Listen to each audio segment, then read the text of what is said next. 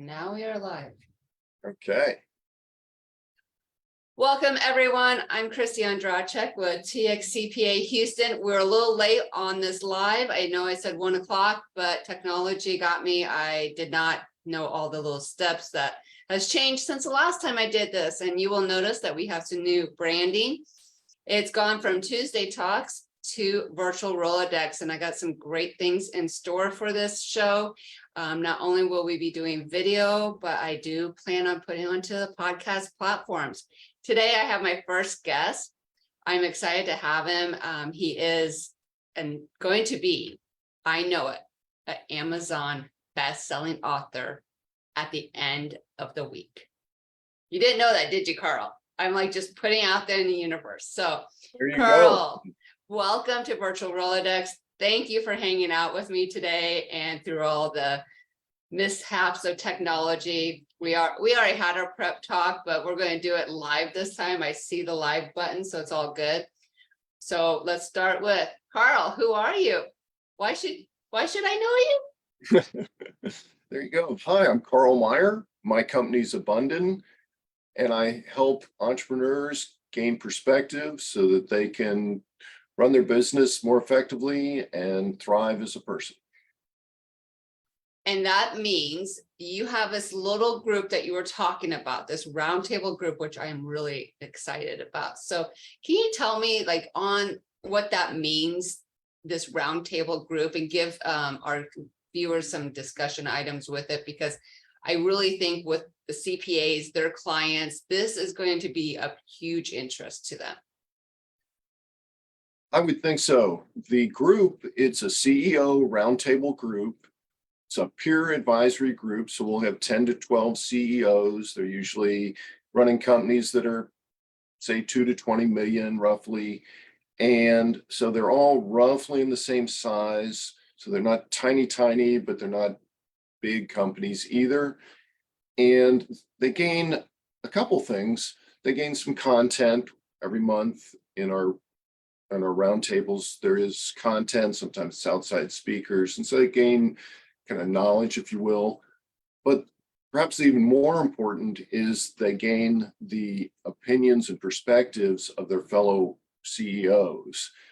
So big chunk of the meeting is actually spent talking about their issues, and we'll have a facilitated discussion to make sure that we all understand the issue, we really dig into it, and then offer perspectives on, well, this is what I ran into, this is what I did, and this is how it turned out for me. And so it really brings a safe place that a small company CEO can go talk to peers and get perspective and not have to do it all kind of by themselves in a lonely way, right? Yeah, because as you mentioned before, it's lonely at the top. And there's some things we just can't discuss with other employees. You don't want to take that baggage home. I'm sorry, the stress is baggage. You want to have time away from it. And I think, as you described it, it's a community of your peers.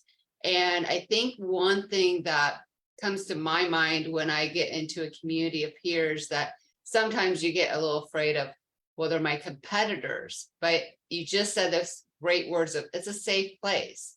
These guys have been in the trenches. You're going through the trenches. You guys are all going to grow from one another.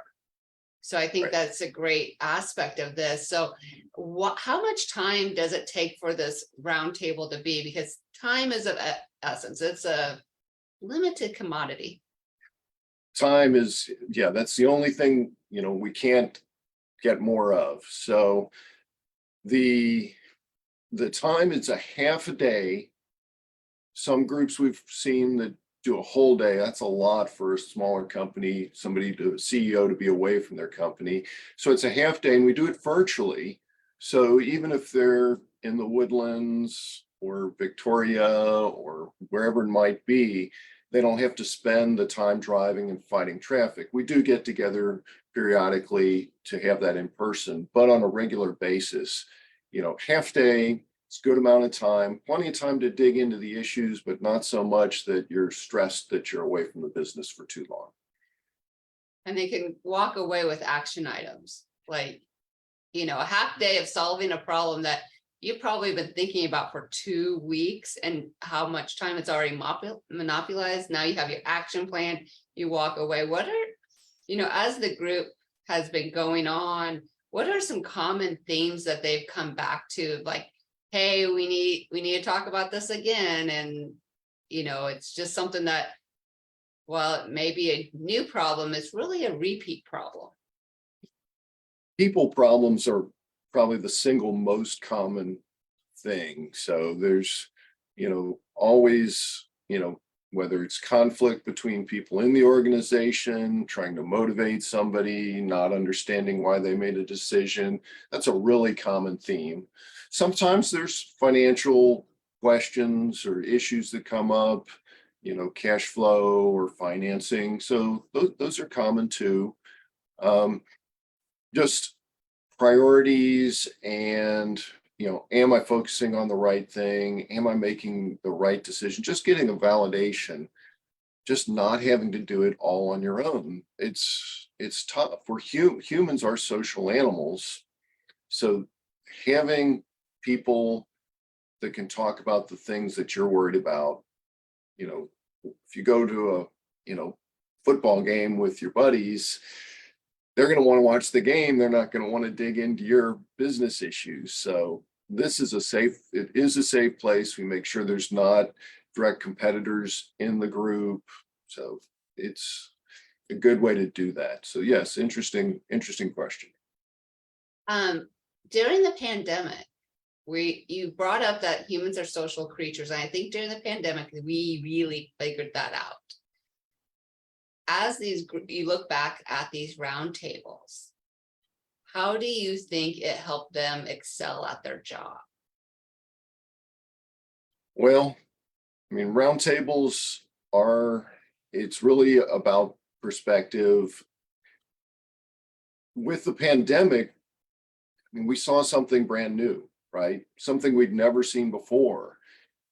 And in my book, I'm talking about the big changes going on in the economy and this big shifts we're seeing.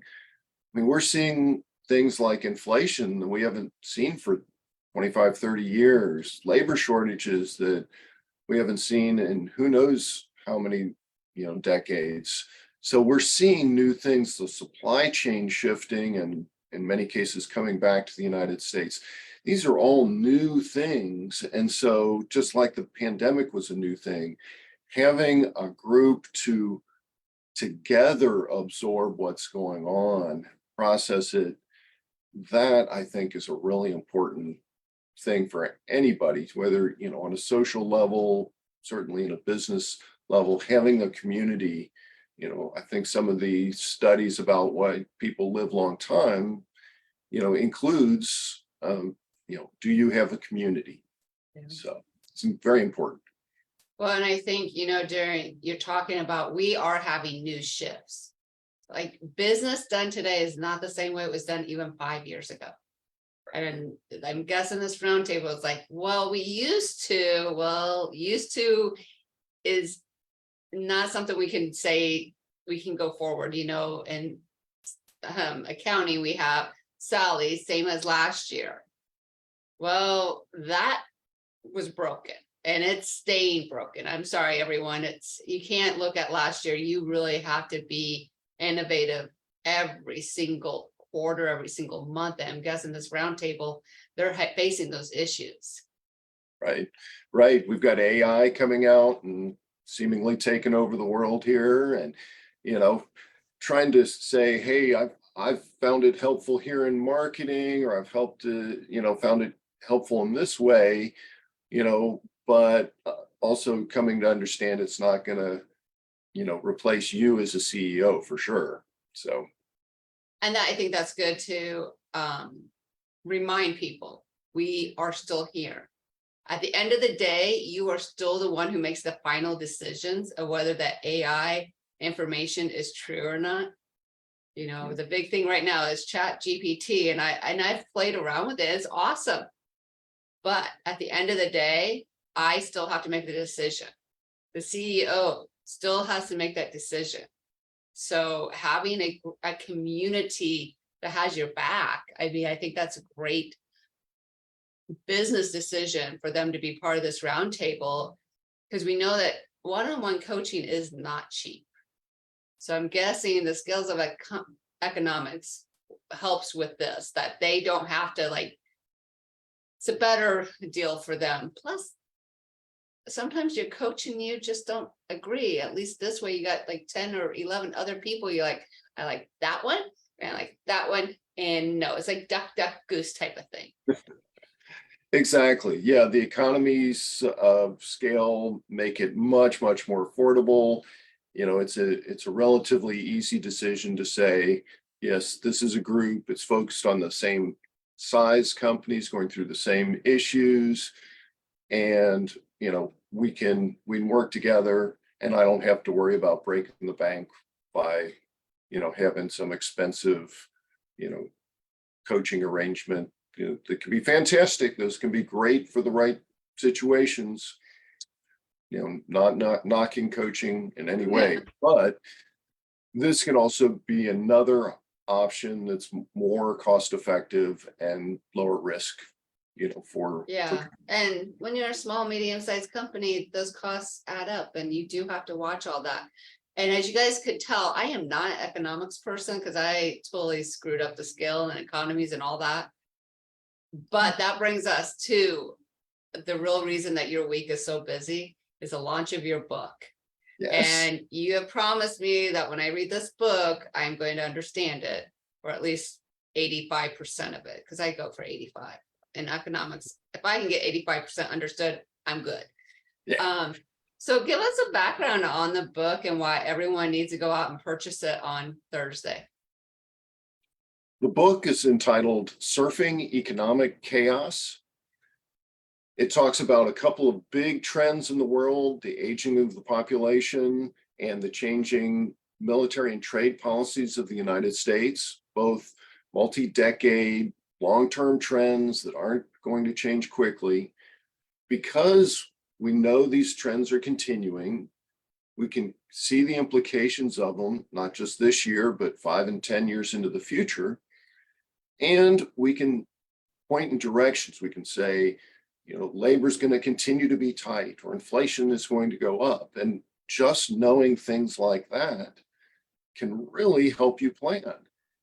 Can make it a lot easier. It just reduces your uncertainty. It's not saying every month or every quarter that inflation's going up. That's not the point, but it gives you a general direction, an understanding of where we are. So these changes bring opportunities to businesses, particularly small, lower middle market type of companies who can move quickly and take advantage of those opportunities. And that's really what the book's about. We don't use a lot of complicated economic speak. It's not guns and butter. We've got a trend here. People are getting older. This is what that means. Here's how you deal with it. Yeah, you said the hardest part was supply and demand, and I actually understand that. There you go. Yeah. I feel really, positive about this. And one of the things I asked you before that, the crystal ball question of, so 10 years ago, 5 years ago, could you see that inflation in 2022, 2023 had a high probability to happen? Right. And I think there's a lot of things that would say, yes, you would point you in that direction, but there's always wild cards. Nobody saw the pandemic coming.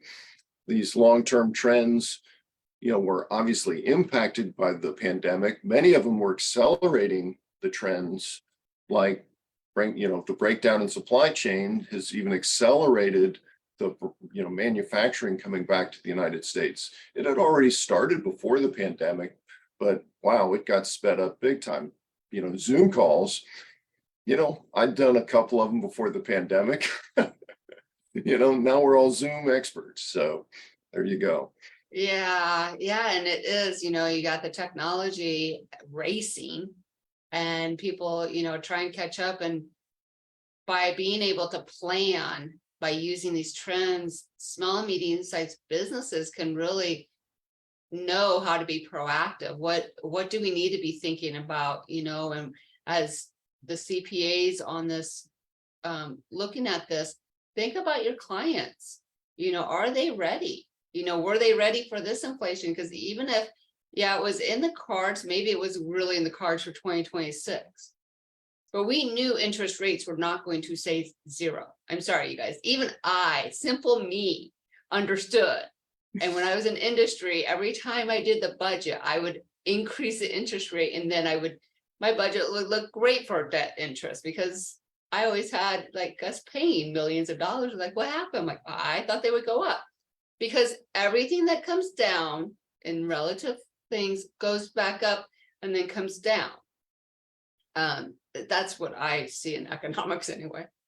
That's a simple way, you guys. That's Christie Economics 101. Congratulations. But what else? Where, I guess the next question is, because you're going to be a best-selling author, and so I'm really excited to have you on this before you get that behind your name, because then you're going to be hard to book. Where can everyone get the book? Well, the book's going to be available on Amazon.com. Title is Surfing Economic Chaos, and you can definitely get it there. If you find it easier to search on LinkedIn, you can find my name on my profile and posts. You'll definitely see links to the book there.